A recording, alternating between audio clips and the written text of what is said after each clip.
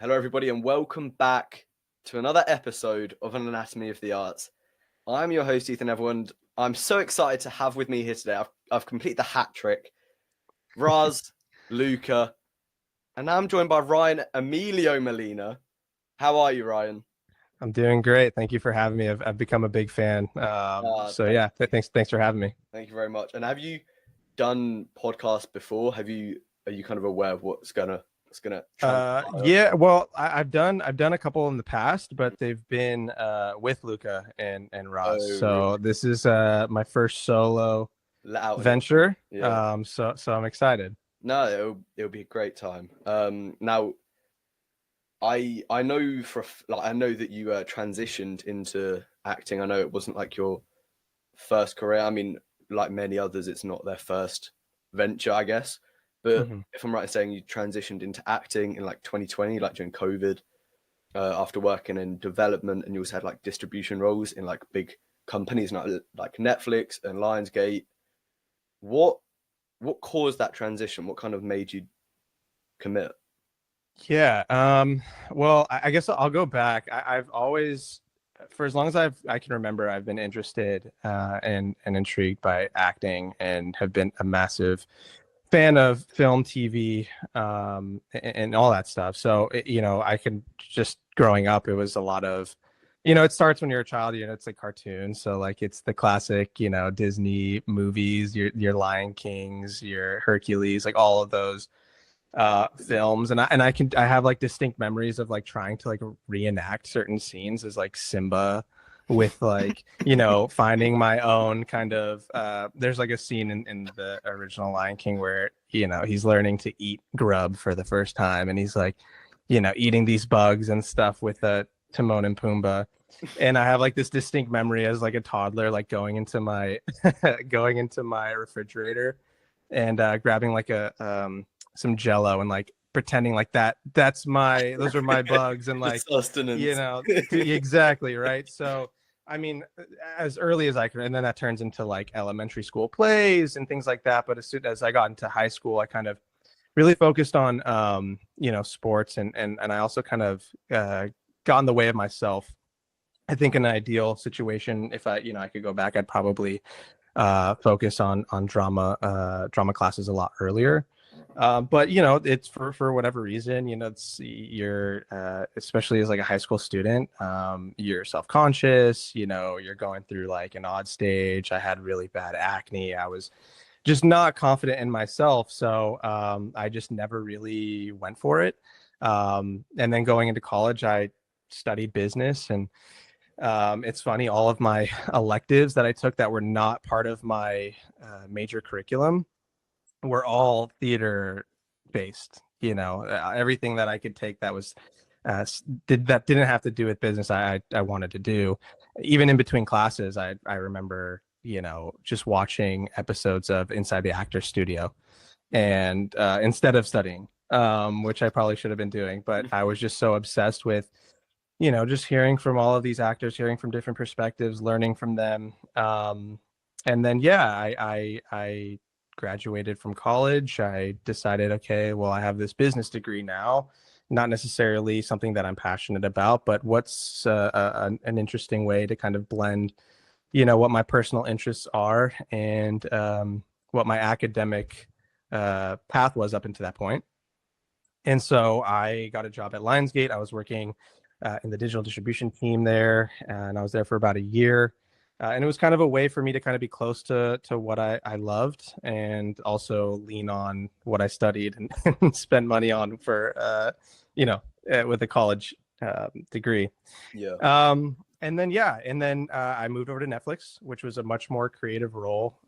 It was for their film development team there. And then the pandemic hit, and work from home started, and there was this, this huge period where you're sitting at home, you have all this free time, and that you start to reevaluate things. And I think for me, that was a moment where I decided, what, I'm not getting any younger. It's time to kind of do what I've always wanted to do, at least give it a shot, and at least take it seriously. And so, yeah, I was lucky enough to know Luca. He was in a position as well where he was kind of itching to work on something.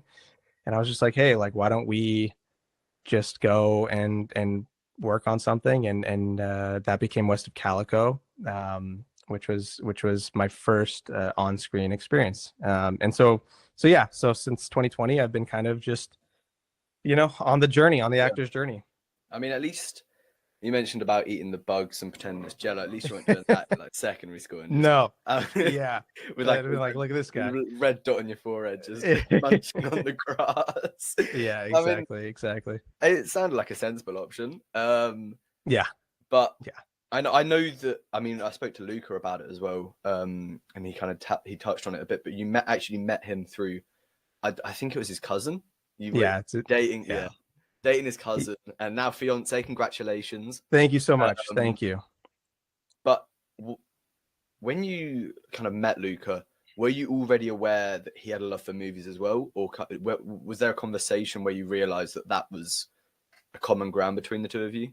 Oh yeah, I mean, yeah. So yes, I met Luca through my now fiance, who happens to be his cousin. And it's funny because I've had kind of like a front row seat to Luca's growth as a filmmaker. Yeah. I remember, because I've been with his cousin now for, gosh, over what is almost 12 years now. So when I first met Luca, he was literally a child. Right. Yeah, and so like he had this buddy Roz that was always around, and they would make short films. And so yeah, I've seen I know I listened to your episode with Roz, and he said that there's all of these short films that are kind of locked up that that'll never see the light of day. I've seen them, and they're fun. But yeah, no, I've always known that Luca's been interested in filmmaking, and that's definitely something that we bonded on really early. And yeah, it was only until I had that moment in 2020 where I had a lot of free time and I was reevaluating my life that I was like, you know what, let me talk to him on a more serious level and be like, let's do something. I know you're itching to do something. Let's go and do it. Yeah, and when you had that conversation, and obviously now you've done so many projects together, and it is literally a hat trick of you, Raz, Luca, and I think Landon's kind of like dotted in there Yeah. as well. It's like the three musketeers of film acting. It's literally Ray Liotta, Robert De Niro, and Joe Pesci, right behind Ryan at this moment. But when, I mean, obviously you meet with Luca, you've spoken about West of Calico, your first acting credit. How did he go about? Was it an automatic given role that you had in that film, or did you have to audition for it? Yeah, well, I definitely like so yeah, it was auditioned. I didn't want to do anything where I didn't want to like have an opportunity that was just given to me. I wanted to earn that, even if it is with somebody that is as close of a friend, and I mean family at that point as well. As Luca is. I just didn't feel right, just being like, hey, like, since I'm your cousin's boyfriend, like, do you want to just cast me in a role? Like, I definitely, and for me too, on a personal level, like, I wanted to know that there was some level of skill there that I can kind of stand on my own. And so yeah, he wrote the script, and then we had like an audition process. We had kind of like a chemistry read rehearsal session with Roz to kind of see, hey, is this worth us putting money into? Do we like the story? Do we like these characters? Like, how feasible of a project is this? And yeah, it went well, and we both felt comfortable about it. And yeah, the three of us literally just found a location and went and shot it. Yeah, it was a really cool process because it was literally just me, Roz, and Luca with a camera. And yeah, just it was really, really fun. And I don't know, is that same process throughout all three projects now, where you have to audition? And does Luca kind of give you a heads up that he is thinking about a project, or do you kind of find out when he puts out casting or whatever? I usually find out pretty early on when he's kind of when he has like an idea. He confides in me creatively, I think, just as somebody that, as just a resource, like, hey, like, I'm thinking about this, like, what do you think? Is that a good idea? Would that work? So just from that perspective, I kind of find out early. And then if he has a role that he thinks that I would be good for, then yeah, I'll read for it. Yeah. Because again, like I just don't feel comfortable just accepting a role just because I want to earn that. So yeah, whether it's in the Valley of the Moon with Mark Green or Ned in The Tragic Death of a Frenchman, there was an audition process, there was a rehearsal process, chemistry reads, all of that stuff before booking. That's fair enough. And I think it's quite, I mean, it's noble to be in that position. And obviously you've had that dream in Netflix and Lionsgate of wanting to do this, and now you're making sure you're doing it on your own terms. And I think, I think it's just like, it's validating in a way, I guess, that when you haven't done what wanted to do in secondary school and you wanted to, or high school in America, and you look back and you're like, oh, I wish I did this differently. It shows Yeah. that you have the talent, and I guess that wasn't lost during the years that you didn't focus on it. Yeah, no, I mean, and I definitely made sure to, like I said, even if it was at school or in college, although I was studying business, my electives had to do with theater, so like I Yeah, was still in class learning about, yeah, Stanislavski and certain different methods, and um, taking, acting classes in LA, even though like I wasn't even actively pursuing it. It was just yeah. something that I was always interested in. So having Right. that to kind of fall back on was kind of nice because although it was something that I was, acting on camera was new to me, I at least had some level of preparation. Yeah. And when Luca comes to you with the script, or any audition that you've gone for with a script, what's your first kind of go to? I guess some actors have a ritual. What do you like to do when approaching a script? Yeah, so I try to read the script, gosh, like 5 times. Wow. The first time is just like, okay, like what is this? You're going in blind. It's kind of like a process of just like, at least, um, you're learning just what the story is at a very base level. The second time you go in and like different things pop out to you, like thematically or what have you. Then the third time you focus on character, like, okay, is I don't know, like Mark Green, for example, like this is the character that, I know that the filmmaker wants me to audition for. Okay, like now I'm going in on this third read, knowing all of the stuff that happens, knowing what's coming. You now, after the second read, you know what's being foreshadowed. Okay, now I could focus on character. Who is this guy? What are the things that he says? And that's kind of the process. And from there, you start to build out character. Yeah, and then you kind of just like, it's throwing a lot of ideas at the wall and Yeah. seeing what Sounds sticks for good. you. Yeah. And that's kind of the process. I mean, that's like a really quick way of Yeah. describing it, but yeah, you just read and read and read, and then the character starts to kind of develop. Yeah. I mean, what's your favorite part of all of those reads? I'm guessing like the first one's quite. I mean, it has to happen. I mean, the first one's Yeah. important, but for you, what do you feel like your, I don't know, expertise is in? Is it kind of adding your own, or playing on the director's notes, or? That's a good question. I think for me, probably one of my, like, once I get into the script a second time, that's when like most things pop. Like, oh wow, I actually didn't notice Mhm. that, or that's an interesting detail that maybe I skimmed over the first time. So the second read's always really fun. As far as utilizing uh, the director's notes for character, I think that's also really important. I mean, with Luca, I've worked with him now for a while, and he's really meticulous about character. Roz has talked about it in his episode.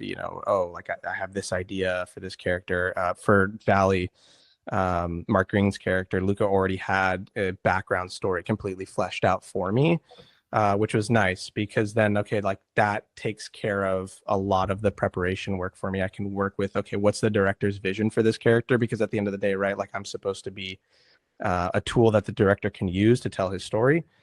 So if the director has a really specific vision for the character, that's something that I'm absolutely going to take into consideration. And of course, like, it's a collaborative process. So if there's something that I think, oh, like, even if it's on the day, like I remember, for example, Mark Green's the scene where Mark Green is having the spoiler alert for all of the listeners. uh, the scene where Mark Green is having a shootout with Thomas, nowhere in the script does it say like, oh, he takes off his glasses and proceeds to do the shootout. But on the day, I was like, hey, like Luca, I think for Mark Green, this setup that he's got, like the comb over and this loud suit and the turtleneck, the glasses, the facial hair, even all of that is like a disguise. It's a mask. It's not who he really is. And he does it. It's a defense mechanism, but at the end of the day, right, it's a disguise. So I think like in this situation, it's there's no more hiding. Thomas knows who you are. You know who Thomas is. We so there's no point in him staying behind the mask. So I was like, I think in this situation, Mark Green would take his glasses off, and Luke was like, oh, I love that. Let's do that. Let's try it. And so he did, and then ended up making the final cut. So it's just like things like that where, it is a collaborative process. Even like I said, it happens prior to shooting. It happens on the day. But yeah, it's definitely something that I will say it's really nice to have a filmmaker that has like a really specific, clear vision like Luca, yeah, because it helps in the backstory and your work before shooting. That's crazy, because I feel like for me, I obviously haven't taken acting lessons. I did the year 7 and 8, so I don't know like grade that is, but it's like the beginning of high school for you. I was doing like plays, like the standard school plays. Mm-hmm. And obviously as someone that doesn't do acting now, you don't kind of think about all of that and how something so little as taking off glasses and like an appearance getting messed up is so like deep. I guess that hasn't really crossed my mind that's a process that you kind of have to think about. And obviously that's probably due to the electives and the studying that you've taken extra. But mm-hmm. I just think that's really cool that such a small detail, because it was like a 30-minute short. I think all of Luca's are around that time, and yeah, in that time obviously you have to tell a story, otherwise it's never going to work. And I think it shows that even though it's Luca's film as well, but the contribution from you and Raz and those little intricacies that you add in, I think that's just really cool. I don't know, I think I could probably geek out about things like that any day, but I just think that's really cool that such a small, minute detail. Yeah. It's probably overlooked. No one probably, when watching, that definitely didn't cross my mind that happened. And I don't know if that's because you didn't spend as much time with the characters throughout. Mm-hmm. It's not like a 2-hour or like 3-hour Tarantino Once Upon a Time in Hollywood where you see the character develop. Yeah, you get whole whole everything. But I think that's probably what the best part about this, like these talks, are, is that you see those little, like you see how the inner cogs work. So that's cool. I could probably wrap on for another like 10 minutes. No, yeah. I credit stuff like that to my training at the Stella Adler Academy. I mean, you're taught through the Stella Adler technique that every action that you do as character has to be justified. Even if it's like, oh, I'm gonna walk over and take a sip of this, coffee mug. It has to be justified action, otherwise it's pointless. So yeah, like I'm taking the glasses off. There has to be some sort of justification to that for the character, and otherwise it's just there's nothing there. Yeah, it has to be a why. How long have exactly.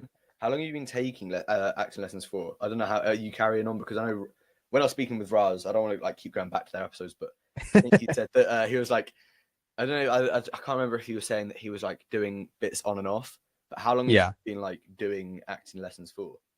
Oh, gosh, I'm constantly in class. Like I'm in class. I have class later today. Oh, really? Yeah.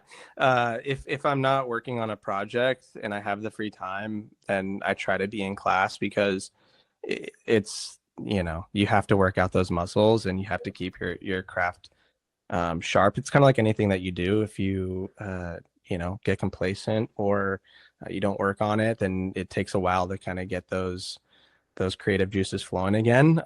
So yeah, I'm always, and I think the really cool thing about acting is it's an art form that I feel like you can never perfect. You're always learning stuff, from other actors, through other projects. Like you're always going to be on this journey of growth. So for me, staying in class is really important. That's fair enough. Is this like your full-time thing then? I mean, I know you've left work at Lionsgate and Netflix. Is this now like your full? Are you putting everything into it? Yeah, 100%. Yeah. Yeah, this has been my life for the past few years now, and I've given all of my energy and time to it, and I'm continuing to do so. So Fair we'll enough. we'll see Yeah. what happens. Now we'll go back to the very start. Well, the kind of start of the credits and West of Calico. Hmm. Obviously, that's the shortest one of all the films. Like the shorts. It's like a 10 Yeah, minute. It doesn't really have much dialogue. I don't know. Like it's more about the feel of the movie. I feel like that's from like a viewer point of view. I don't know if you agree with that, but when you're approaching that, it's your first credit. What kind of pressure was on you at that point? Did you, but when you're an actor, getting past the audition phase, I feel like that's the most like you're doubting yourself the most at that point. yeah. Now that you've passed the audition, you've been casted. There's obviously still pressure, but is there more pressure now that you are actually having to portray what you've auditioned for, or is there more pressure for you to actually get the audition in the first place or get past the audition? Yeah, I think there's just different kinds of pressure. I think, but prior to booking the role, you're just like really worried that, oh, like, did I do a good job, or Yeah. am I right for this? I really want this. I hope I get this. So you're kind of dealing with all of that anxiety. And then yeah, after you book, you kind of have the knowledge that, okay, the director, the filmmaker, the casting director, they thought that I did a sufficient job with my audition, like that I'm right for the role. So you kind of have that confidence going in. So then it becomes the pressure of execution. All of these people put their faith in you as the actor to kind of uh, do right by the role, and do a good job. And so then when you get on set, it's that pressure of like, they feel like they made the right decision, things like that, that um kind of you know Yeah. play a role. But Yeah. what's nice about Luca and Roz is that when I'm working with them, there is a comfortability, which is really, really important, because then you're not thinking about all that other stuff. You're not afraid to try stuff. You're not afraid to kind of embarrass yourself, because you don't feel the fear of judgment when you're working with people as close to you as Luke and Roz are to me. So that's been nice. It's kind of mitigated most pressure. Um, Yeah. if I'm Yeah. working with a filmmaker outside of them, then that's another thing, because it's a new relationship, it's new people. You want to make a good impression. So all of those definitely creep in. I mean, I guess it's like going to work with your mates, really, isn't it? It's like going to work with your 100%. mates. Yeah. So was I mean, with Wester Calico as your first credit, what was the biggest challenge that you'd faced during that kind of process? I mean, how long was the shoot for Wester Calico? Oh, it was only a few hours. Oh, Yeah, really? we booked the location, and this was like right at the beginning of COVID as well. So it was hard to find a location to Yeah. begin with. And so when we did find a location, we only had it for a few hours. Um, it had to be a really small insulated set. So like I said, it was just me, Roz, Luca, a camera. Mm. And we were outside, and we were safe, and obviously we trusted each other, because we essentially were quarantining together at that point. Like, we were spending so much time together. So we knew, like, we were all safe. But yeah, I think it was the most challenging part was like to get everything that we needed in the time that was allotted to us, because there was a lot of maybe it wasn't as dialogue heavy as some of the other short films, but there was like a lot of shots that Luca wanted to get. And we had there were like I'll say this from my personal perspective, that was really challenging, was there's like a scene where my character's eating beans, Yeah. Yeah. and those beans were cold. Those beans, they were just like sitting out for Oh, were they hours. actual beans? Yeah, Oh. yeah, Ooh, yeah. ooh. Yeah, it wasn't good. But so that was challenging to kind of like, I mean, there is the plate that we had been like reusing for the scene started to get dirt build up into it. So then as we're pouring, a new fresh, This with your Simba. yeah, Act. exactly. So you kind of, Yeah, it was yeah, just yeah. say really, wasn't it? Full circle moment. So, Yeah. So that was a fun little yeah. experience. Yeah, I mean, it seems like you have those kind of experiences with every single film you've done. I mean, I spoke to Luca about how someone actually thought you were killing someone on Oh Tragic Death. God, yeah. But I mean, I think it does like the setup that you had, even at such a time like COVID was, which seems like a century away now. It doesn't seem like it was 4 years ago. Like, it I seems know. ages away. But since Wester Calico, the jump between, I think the second one Valley of the Moon. Yeah. Between that jump between Wester Calico and Valley of the Moon, what were you kind of doing? Because obviously COVID was, you Yeah. couldn't do much. What were you doing? Were you trying to stay in the mindset of an actor, or what were you trying to do to kind of stay in that zone? For sure. I mean, I was taking class and it was all virtual, which was, Really? yeah, it was all on Zoom.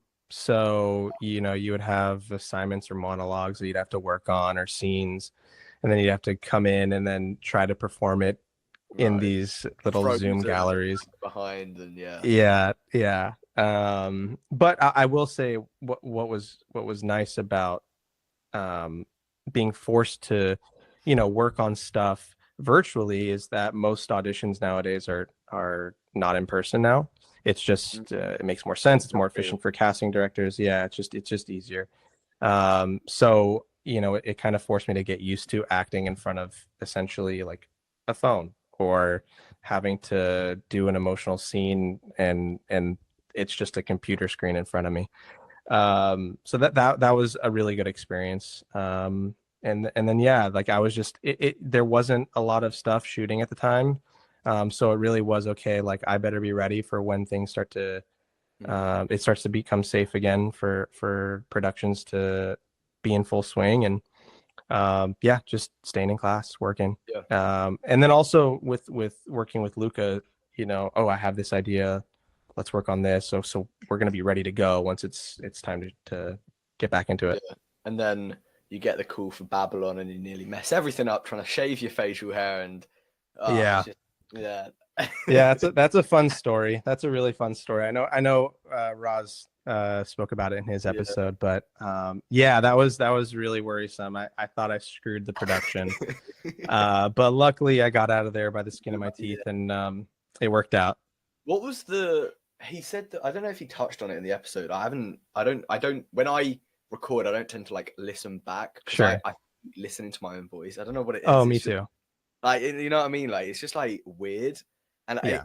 the mics never do like any justice, because like you can always hear what you say, and I'll record, like if I'm saying like a voice note to someone, I'll be like, "Blah, blah, blah," and it would just sound not even like me. Like, Yeah. I'd have lost so much testosterone that my voice is a 12-year-old boy, and like, but anyways, the the episode with Raz, he Yeah. said that called back. So you did the scene in Cena Valley with the clashing together, Hmm. the fight, and that, I mean, that's weird in general. That I love Babylon. I know it's like everyone's like has their own view on it. It's like one of those. It's like the kaleidoscope thing that came out last year. It's like everyone either hates it or loves it, and I don't understand Yeah. how people hate it. But No, I like, I love the movie personally. I right, like, really enjoyed it. Yeah, but I think it was like a love story to filmmaking. So yeah, for people that really love, Hollywood and making yeah, movies and acting and things like that, it really speaks to them. For people that maybe are just casual fans of, they go to the movie or the theater every once in a while, or they watch some things on Netflix, maybe it didn't really speak to them. So I can kind of understand it, but yeah. I personally love the movie. When, I mean, that's, yeah, that, I mean, there's quite a few of those films coming out now. I know I've got like a once upon a time in Hollywood poster. Mhm. I don't think you can't see it. It's like top left right there. Oh yeah, yeah, yeah, yeah. But it's kind of like, that's kind of like one of their movies as well. And that's another love hate. So I guess it's kind of like a controversial thing. I guess people just want to like go into a fantasy and live a life that isn't necessarily theirs, I guess. Mhm. But anyways, back to what I was saying was it's crazy to think that you and Raz were just like battling it out in a canyon while you like just a random person in that crowd is just you and Raz just like Yep. was in that scene where you can't really see facial expressions apart from the like, up close ones. What were you like doing? Was it like serious like battling, or was it like just kind of like I don't know how else to word it, but like was Like it pantomiming. yeah like Yeah, no, it was really serious. I mean, so and I think a lot of it too was just like the weather conditions that everybody. It was so hot. It was in Simi Valley. It was you were kicking up dust. Like you felt like you're on a yeah medieval battlefield. But they had a lot of people, like a lot of the PAs and kind of the people that were in charge of rounding up these thousands of extras. They did a really good job of like motivating us to be like, hey, this is a battle scene, so like yeah bring it. I mean, obviously be safe, don't hurt each other, yeah because don't take it that seriously where you're actually going to hurt someone. But no, it was you're going like full out, man. Like you're Mm, in this world of like having a battle, and it was a lot of fun um to shoot. And yeah, we have tons of stories from that. But yeah, no, it's funny.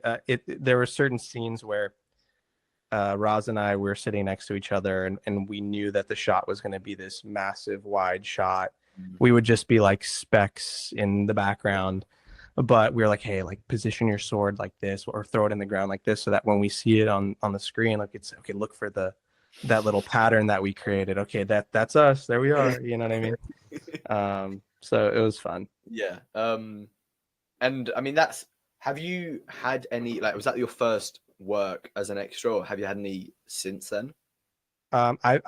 I've done a lot of extra work, Yeah.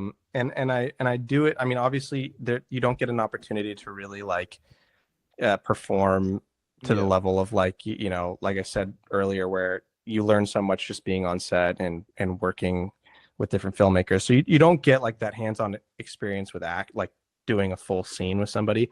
But what's really beneficial about doing extra work is that you get to kind of be an observer, Mm, and it's kind of like being in a lecture hall and listening to a professor give a lecture. You learn so much about the different kinds of directors, like just I don't know, just using Babylon as an example, to be yeah. on set to watch Damien interact with Margot Robbie, or all of the or Brad Pitt, like, or even just to see how they interact with each other on set, their process in between scenes, like all of that stuff is just a gold mine of knowledge. Yeah. And so for me, doing background work is beneficial in that sense. Even just like the pacing of Mm, a major film production is so different than like the pacing that we're used to on an independent short film level. yeah. Um, so yeah, I always, if there are actors out there, I always recommend just like going out and, you know, submitting for extra roles, because like I said, it's you get to sit back and just learn and observe, Yeah. and that's super helpful. Yeah, I can imagine it is because it's like seeing the inner clothes. It's like you telling me that story about how you had that thing about the taking the glasses off. It's like seeing the inner cogs of everything, and it's Yeah, I guess as an actor, you're going to be more aware, or like having done previous work, you're going to be more aware, and you're going to be able to make those comparisons along the way, or like subconsciously, you're going to be able to take it all in way better than anyone else would, if that makes for, sense. yeah, definitely. But so with Babylon, it was like really close in timeline with In the Valley of the Moon. Yeah. And the way that your character, like when I was writing out these questions, I was thinking In the Valley of the Moon it is Goodfellas, it's Goodfellas, Godfather, it's like 70s mobster, that kind of Yeah, essence. And I was for like, sure. the question that I've got is the way that your character was like portrayed to be. You knew that there was something up, that you knew it was weird because like the way the music played out and the way that Thomas was reacting and wanting this so bad, Hmm. and it was portrayed to be quite sinister. You couldn't really read the emotion at the start, um, but what was there any influence for your character personally? Were you given a character to kind of reference when you were told about? Was it Mark Green? that name of your Yeah, character? Mark Green. Yeah, like I said, Luca gave me just like this whole page of Yeah, background story of this is who your character was before he became Mark Green. He has a son. He has, all of this background. So that was my reference point. Luca also will be like, hey, watch this movie or that movie just to tonally get an idea of like what his vision is for the character. Not necessarily, I mean, because you got to be careful with that too, because can become really easy to, okay, I'm going to naturally. go watch Goodfellas and now I'm doing an impression of Joe Pesci's character.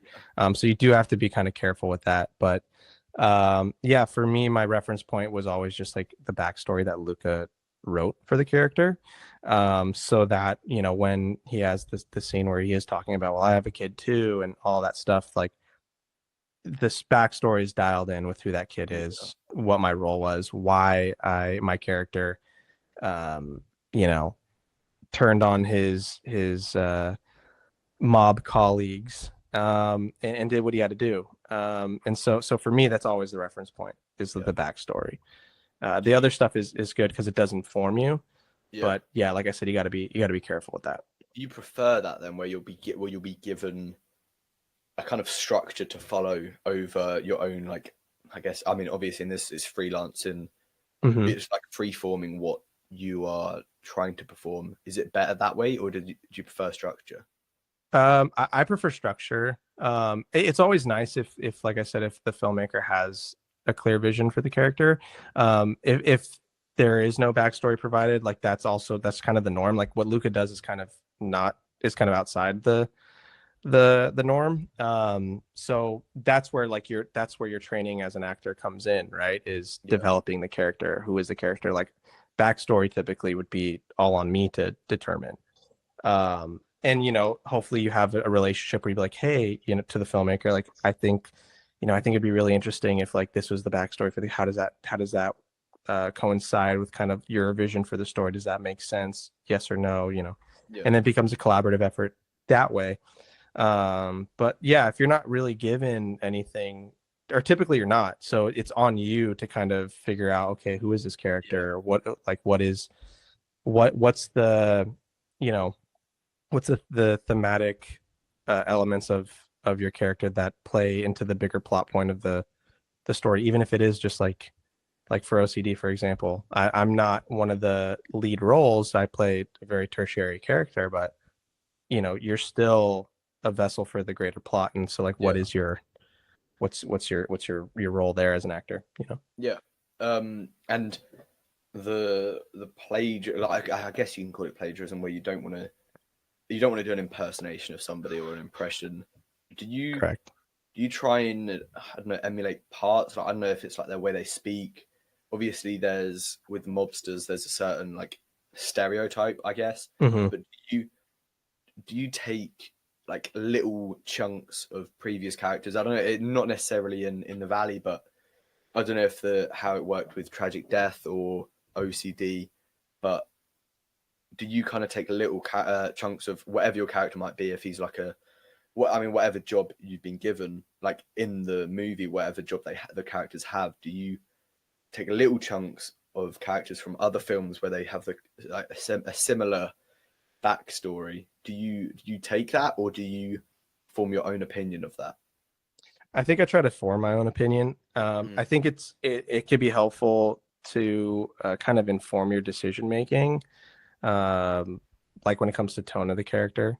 yeah, But for me, yeah, I try not to. Oh, like I think, Mark Green should have, the kind of vernacular of Joe Pesci's character in Goodfellas. Like or like even some of the mannerisms of Robert De Niro's character in Casino. Like I try not to do that because, like I said, I kind of want to um, have my character kind of stand on its own, and then hopefully if there are similarities and that comes about naturally, then so be it. You know what I mean? But yeah, I try to kind of form yeah, my own thing. yeah. Yeah.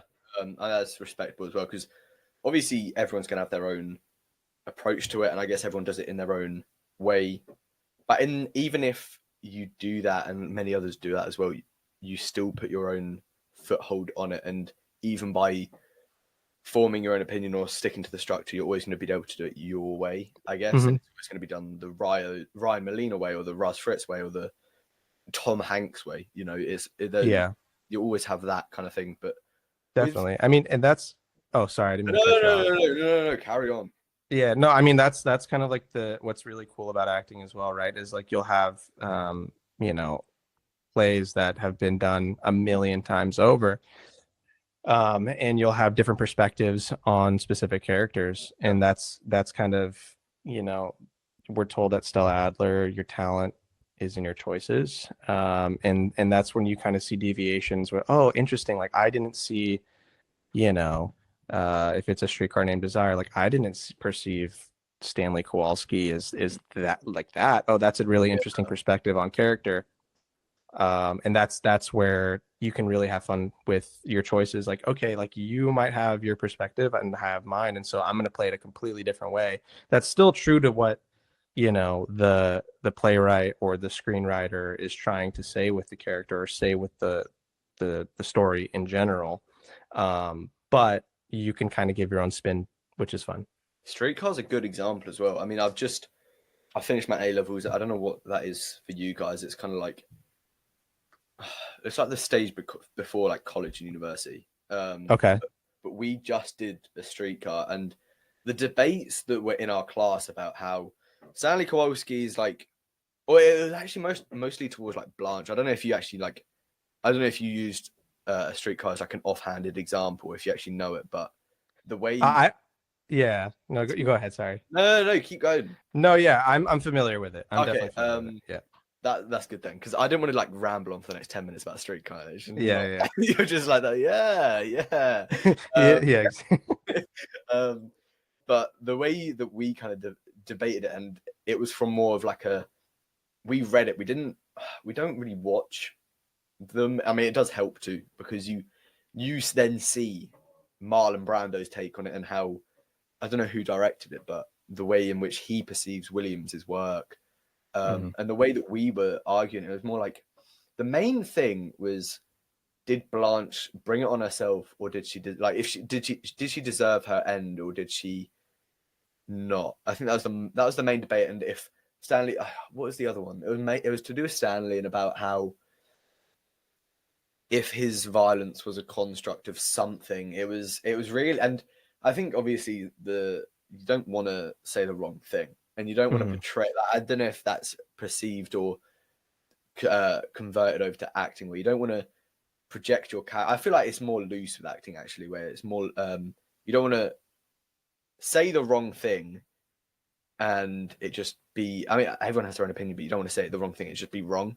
And the way the actors, and it's like, what was the other example I was going to use? The new Romeo and Juliet that's on West End at the moment with Tom Holland, that was getting a lot of backlash, because even though it's the exact same storyline, it's just like it's to do with, I think they did it with race instead, like Othello, where it was to do with race and not class. I think that's the Romeo, like the divide. But yeah, no, I think that's understandable. Everyone has their own foothold on it, and it's like Heath Ledger's Joker, and like all the Batman adaptations, where you have each character. Like I think it's Robert Pattinson, isn't it? The most recent one. Yeah. You have Robert Pattinson's Batman, you have Bale's Batman, you have Affleck's Batman, and then you have all the different Jokers, and how they kind of, although they're different, how they kind of mold together, and then that's relayed into you and Raz, and how if there's going to be loads of In the Valley of the Moon remakes in the future, how two actors would project Thomas and Mark Green differently, and how they kind of like mold together, even though they're different portrayals of them, they still mold together, if you get what I'm saying. But yeah, that's completely understandable. And actually, when I was speaking with Raz, he said that he saw himself as more of a dramatic actor, and that tragic death, I mean, it was a comedic film. It was a comedic take on a lot of different kind of stereotypes. But he saw himself more as a dramatic actor, sorry. And it's obviously comedic. What do you see yourself as? I didn't know that actors kind of saw themselves in like a specific genre. I guess like I kind of saw it as. I mean, this is the benefit of talking to actors in general. Is you see how like the intricacies. But I always saw that it was movies, TV shows, theater. Trying to think, is there any else? No, maybe no. TV's Yeah, movie and theater. I think they're like the in three theater, stages. yeah, yeah, for sure. What do you see yourself as? Like, what's your strong point? I mean, I think so. To answer generally, like I kind of, for me, I don't really pigeonhole myself Yeah, based on genre. For me, if the character is really interesting and the character is something that like I want to play, whether it's a comedic role, dramatic role, whatever, it's something that would want to do and would want to challenge myself to do. Other actors, you know, they feel like comfortable in a specific genre and like that's their thing, and you know, absolutely. more power to you. Um, but yeah, no, I think, yeah, like I said, I think just for me generally, like it's just it has to do with character. Yeah, But when it comes to me personally, when it comes to things that maybe like I have better sensibilities towards, I think naturally I do better with comedy. mm, It's just, you know, like even the whole process for um the tragic death of a Frenchman, you know, even writing it with Luca was so much fun. Um, but it's because, you know, I people, I'm a jokester. I'm like a class clown. yeah, Like that's just who I am. And so when it comes to comedic roles, like there's something there where it feels a little bit more natural. Like I don't have to, you know, there's not as much that I really need to like really mm, work really hard on to kind of like, okay, like I need to get to this emotion. If it's like a really dramatic thing, like I better be really dialed in.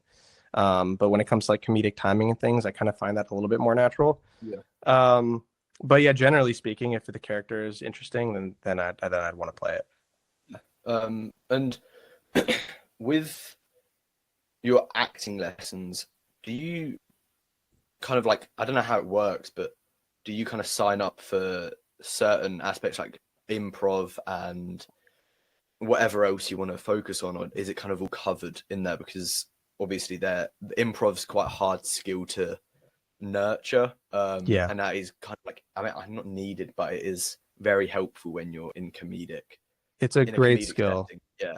Yeah, it's definitely something that I've taken classes on.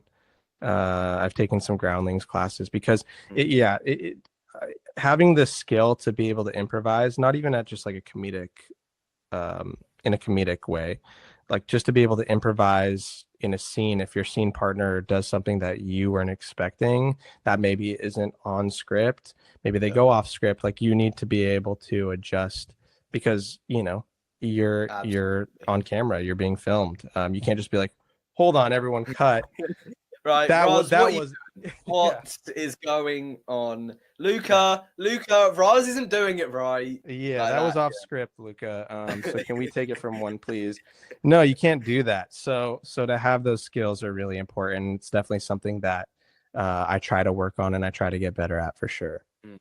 And we touched on it a bit to do with like the COVID times, and I know that tragic death. There was certain scenes like where they had to. There was night shoots and there was the snow setting. There was like a little snippet of like being in the snow that you had to kind of like. Hmm. I think that was that quite a long process to kind of get the overall film recorded. Yeah, it took us a while to film it just because, yeah, like for that little Fargo homage, Luca was like, we have to be in the snow. And I was like, dude, that's gonna be it's gonna be a few months from now. He's like, we have to do it. I was like, okay, whatever, I'm down. Yeah. And so yeah, it took us a while to kind of get it done, and then the editing process took a minute. Um, but yeah, overall, I mean, what a crazy fun experience that was to film. How Yeah, go ahead. how how is it trying to stay in tune with your character over that long period of time? Because that I guess it wasn't as sinister. It wasn't as hard and detailed as Mark Green was, it was kind of like your average Joe that's just killed somebody. But like Allegedly. allegedly killed somebody. Oh wait, no, he didn't kill anyone. No, anyone that's hasn't seen these, kind of watch this before you listen to the podcast, because you'd have like got a whistle stop tour of every single movie that we're talking about at the point. Yeah. But how was it trying to like stay in tune with that character? Were you like dabbling in and out with the character, or when you stop recording, is that done? Yeah. It was, I will say, staying close to Ned's character wasn't as challenging because I was so close to Ned's character from the writer's perspective. It's something that Luca and I, that character is someone that we created and we worked on for months prior. So that in and of itself was kind of like doing character work as an actor. So yeah, it was so dialed in that, okay, even if we're shooting a 3-second clip 4 months from now that is meant to be an homage to another film, like I can get right back into it because you have your character work done and dialed in at that point. Yeah. Yeah. I mean, because they're in the Valley was such like I've said it so many times that everyone by this point knows what In the Valley was at this point. Like it was a serious film. Tragic Death was a comedic. West of Calico was, I don't know, it was like how would you describe West of Calico? Like your character in West of Calico? Troubled, maybe? Yeah, definitely troubled, conflicted, regretful even. Yeah, no, West of Calico is like this dark kind of drama thriller western for those that maybe haven't seen it. So how, with those three, they're set in completely different decades, completely different anything really. They're all so different from one another. How do you approach each character? Is it kind of like from a blank slate, you take bits that you've learned, or do you have like a ritual that you kind of do before each one? How do you approach that? Yeah, it's blank slate each time. Yeah. The really cool thing about this, and I've become like a spokesperson for the Stella Adler technique at this point of the podcast. But the really cool thing about the Stella Adler technique is it's all about the imagination, right? So you are trying to separate yourself from character as much as possible. Like you're not really using any personal experience for your character work. All of that is kind of like you leave that at home. And it allows you to connect to a character that might be in, the 1800s, kind of the gold rush era, where, what personal experience do I have, mining for gold, or, being in, the wild, wild west. So what can I draw from that for my personal experience? You really can't, right? So you have to imagine certain things and certain memories, and you research the time period. That's if you are doing something that's period, you have to okay, what is going on at the time, like what are even if it has to do with politics, economics, like just to know, okay, like what was the mindset of people that lived in this time period. And all of that goes into your character work. That's I guess that's kind of like a given. I feel like that's kind of like a lot of actors. I mean, I know it's a completely different thing, but like sport, there's people who have a completely different approach to how they. Well, actually, no. I feel like it might be similar with like footballers or soccer players. They have a certain approach to how they go against a certain team, and I guess that's actors' way of dealing with whatever like improv or whatever minor things that they come across during set. For sure, 100%. I asked Raz about working with Luca and him essentially being your boss on set, but you're such good friends with him. How is it like hard sometimes to take direction from? Because if I was taking directions from like, no one knows him, but if I was taking directions from like Charlie or Thomas or Fred, if I was taking directions from them, I wouldn't be able to. I'd just want to like laugh at them and do like, man, you don't know anything. You can't just fuck. You can't tell me what to do. Who are you? Like, but he's basically your boss on set. So Yeah, like, is sure. it hard to take direction Well, from him, or is it easy? Or I'll never give him the satisfaction of calling him my boss. But sorry, Luke. sorry, Luca. I I know did you're try. listening. I'll refund Yeah. the money that you sent me to get him to say that. No, but I mean, look, yeah, we when we get on set, I mean, we're there professionally. Like this is what we do to like this is our church when we're on set. You know what I mean? So everything we take very very seriously. So yeah, I mean, what's the best part about being close with Luca is that um like we feel more comfortable expressing like insecurities or like questions that we maybe might have about the scene Yeah, or like as actors or that maybe you have to kind of build that relationship with a new filmmaker that you're working with. But yeah, no, I mean we understand. Look, the director calls the shots. The actors wear tools that the director uses to kind of tell his story. And so that relationship is kind of understood, even though outside of it, like we're the best of friends, we're family. We come to set and at we the end of the understand day, our you're roles, and yeah, doing a job. we're there for a common Yeah, purpose, and we get it done. absolutely. And now, in your opinion, what is the hardest thing about your career, like at this moment in time? What is the Yeah, hardest thing for you? gosh. Um, I think, well, it look, acting, well, any art, I will say any art form, is super vulnerable. So like if you're a painter and you're posting your paintings on Instagram, like that is such a vulnerable position to be in. So and so for acting, it's the same way where it's like, you in today's day and age, it's really essential that you have a social media presence. Yeah, So that means you're putting your work out there to be criticized, judged, all of that stuff. So I would say the hardest part is kind of being okay with, putting yourself out there. It can be really tough. It can be discouraging at times. And so that's kind of, I think and people are, people online, there's, you obviously it's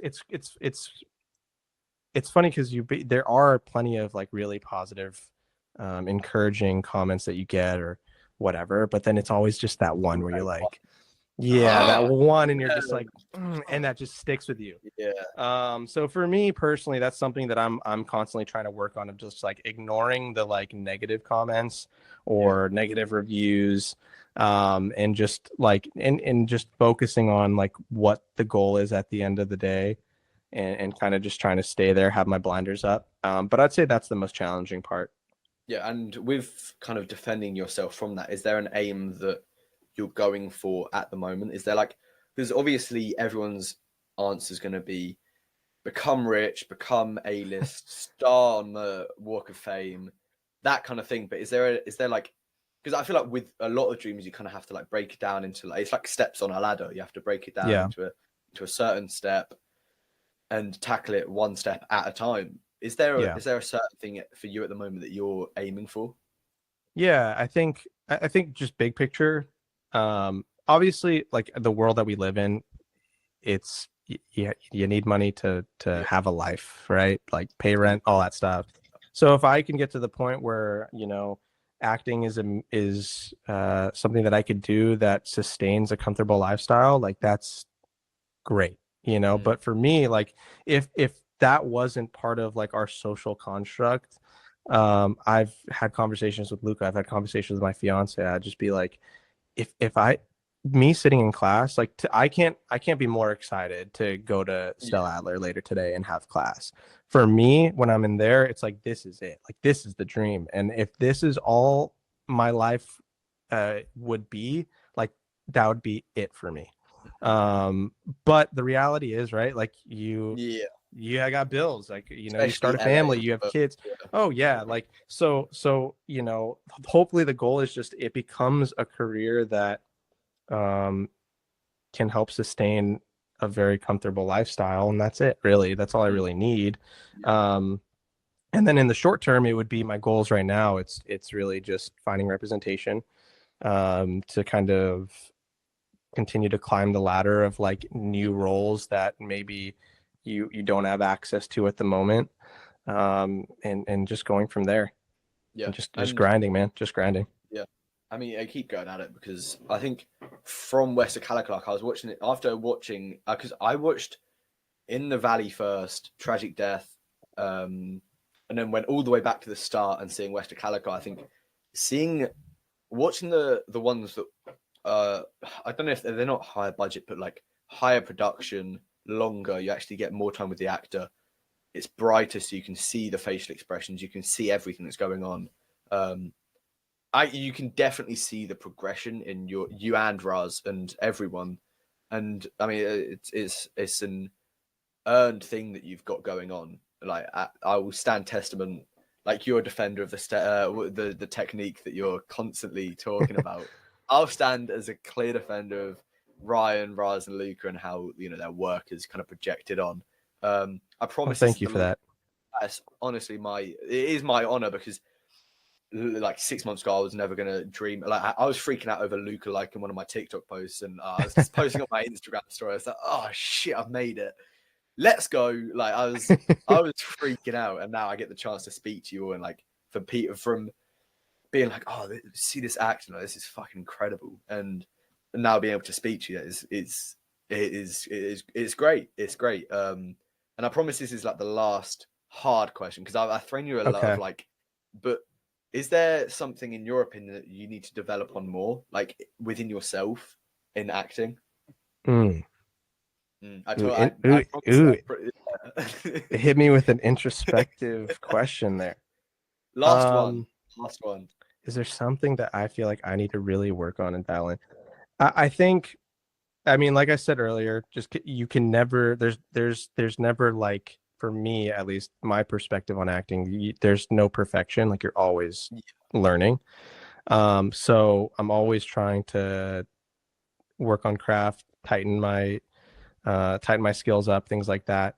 I think for me, like I said, I'll touch on it again. Acting is a roller coaster, right? 1 second, you've got a call back and you're on top of the world, and then but you didn't book the final gig. You know what I mean? So then you're like, oh God, like I suck. You know what I mean? Or like we have a short film, it got accepted into whatever film festival, and it's nominated for that, and then a dry period goes on where you're not getting any auditions, or you're struggling to get callbacks or whatever it is, and then you're like, God. So it is, it's encouraging 1 second, it's discouraging the other second. So for me, I think, like, on a personal level, I think I just really need to continue to work on maintaining self-confidence, belief in myself, and just keep on keeping on. Fair enough. And I'll finish on this because I thank you so much for giving me such like a long period of time. I know I've taken liberties with your time here, but oh no, we can go all day, dude. Let's do it. What with your work, and I don't know, it's not a long career that you've had. It's been about 4 years. It's not like the typical 18-year veteran, or like you've been in the business since you were like a 2-year-old doing pageant shows, doing whatever. You were doing Simba in the back garden. But what has there been a piece of advice that you've seen or that you kind of stick by that kind of helps you? Geez, another really. Sorry, I really shouldn't be like, oh yeah, this is the last one, and then just throw another one at you.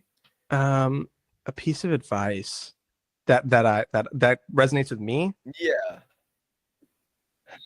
Or do you kind of like, because I know a lot of people, it's kind of like differs person to person, where it's like with me, I listen to a lot of like instrumental music that seems positive. It's not like crashing drums and thunder and lightning in the back. Like you get the idea of what it's trying to, like Hopecore on TikTok. Like it's a big, I love it. Like I eat that up. Like I'm like saving everything. I'm like, yeah, I can be Dwayne Johnson. Like this is me. I'm him.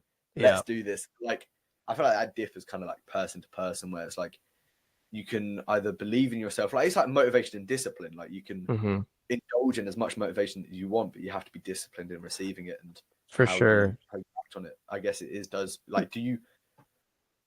That's another. Like, we'll start. That's an easier question. Do you purposefully indulge in motivation, or do you have self-belief in yourself and you're disciplined in how you act? It's a bit of both. Yeah. I will say when you put it that way, when you're talking about like these figures that, oh, like we're similar, we come from a similar background. If they could do it, I could do it. There's definitely those figures and that I look to. Kevin Costner being one. He grew up in the same city that I grew up. He went to the same college that I went to. Oh, you're He Kevin studied Costner. business, and then Yeah. he said, Oh, you know what, screw this business thing. I'm gonna go be an actor. right. So that's one for me that I always like when I was speaking to you earlier about watching, the show, the Inside the Actor Studio. I would just watch Kevin Costner's interview over and over Right. and over, and Yeah. he talks about like, oh, like, when I was growing up and I went to this college and I studied marketing here, and you're like, that's literally That's me right now. So yeah, like those like those mm, types of motivations are things that I cling on to. And then yeah, like you have to have a level of self motivation to, yeah. like even to get up, go to class, or get up and go read a book or whatever it is. There's a level of motivation that you're going to need, and if you don't have that, then you're just going to like stay Yeah. stagnant and not grow. So I definitely have a certain level of like innate self motivation. But those figures that with Stella Adler, like Mark Ruffalo is an alumni of the Stella Adler Academy. So like that's a figure that I look at and be like, well, if he could do it, I could do it too, maybe. You know what I mean? So Yeah. there's Yeah. things like that I do kind of hold on to for sure. And I think that is kind of why I did the podcast in the first place, because it's like with someone like me, I used to do theatre. I then wanted to be a policeman for a very long time. And then I had like a change of heart, and then I'm 16 years old, haven't done acting, and I haven't done acting, I haven't done music. I want to go into that kind of entertainment industry, and I haven't. You're always pushed like the Millie Bobby Browns, where they've been acting since they're 9, and now they're Hmm. living a high life, like the Noah Schnaps. I'm just going to list the whole of the Stranger Things cast, Yeah. because at that point they're all just like planted into the industry because they're such like, Hmm. I mean, they're I don't want to say bred because that's a weird way to describe them, but they are like manufactured into being the best Yeah. because they are from birth, I guess. Yes, they started really early. Yeah, Yeah. and like that's not.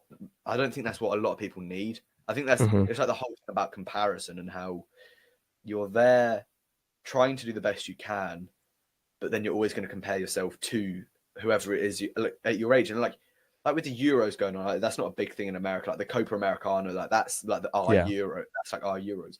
There's a Sure. there's a player on Spain that's like is one of the best players on Spain. He's 16-year-old, right? 16 years I old. know. What the fuck? Yeah, Like I'm you're like 18. this guy. That's my Yeah. ass. Yeah. No, 18 for he's there's there's kind of an American equivalent like that's kind of in the zeitgeist right now. Cooper Flagg, who is this right. 17 America, yeah, NFL. he's a Yeah, 17-year-old basketball player, and he scrimmaged. He's part of like the U.S. select team, and they scrimmaged the American Olympic team, and he was balling out, and he was holding his own against yeah, some of the greatest players alive, and he's only 17. So you go, gosh, like yeah. when I was How many? 17, I was Yeah, working at Starbucks for yeah, minimum wage, making frappuccinos all day, and you're just yeah. like, but it becomes really easy to kind of compare yourself timeline wise to these other people in their respective fields. But I'll say, like, for every Millie Bobby Brown, there's a Morgan Freeman who got a late start and is equally as successful. Yeah, So there's always a flip side to the coin. yeah. There's always another story that you can kind of look at and be like, okay, like that maybe is more aligned with where I'm at in my life, and that's okay too. That's like I think that's the most important thing. And like with you not having or like starting at in university with the acting and the electives, that was like even like hearing that, and you don't read about that much. Like I was like searching up top 10 actors that didn't do an acting degree at the most prestigious acting school in the world. Hmm. Like hearing that and how like some of the musicians that I've spoken to and how they didn't really do anything until they were like 23 or 24 and they had one album out or whatever. Yeah. I think that's like an important thing that everyone needs to hear, because For sure. At the end of the day, it's not like the classic saying that everyone's got their own timeline and everything's going to work out in the end. It's everyone's timeline. I think talking to you now, sit here, and you've only been doing this for 4 years, like properly with credits, is an important thing. A lot of people really need to hear, because you're still like, you're cutting it up. You're doing everything that people want, I guess. You know what I mean? Yeah, I appreciate that. Yeah.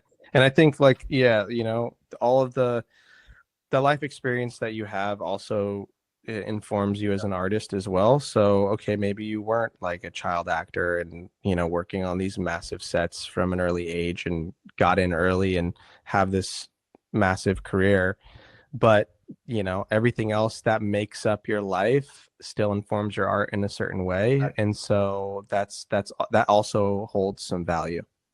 Yeah. And I think that's a good point to finish on. I don't want to finish on like a really negative, like, what is something you can improve on? What's the hardest thing in your life right now? I want to like make it a bit more positive to finish on. I don't want to leave an uplifting message. Yeah. But thank you so much for coming on. Thank you to everyone listening. But more importantly, thank you to Ryan. And it is an honor to speak to you. You're an incredible actor. Many more successes to come. So thank you so much. Thank you, Ryan. No, thank you. I mean, the pleasure's all mine, man. It was great talking to you. Like I said, I've been a huge fan. If you're listening, like, subscribe, follow, all the things, rate, review, do all that stuff. Thank you so much to everyone. And I'll see you in the next one.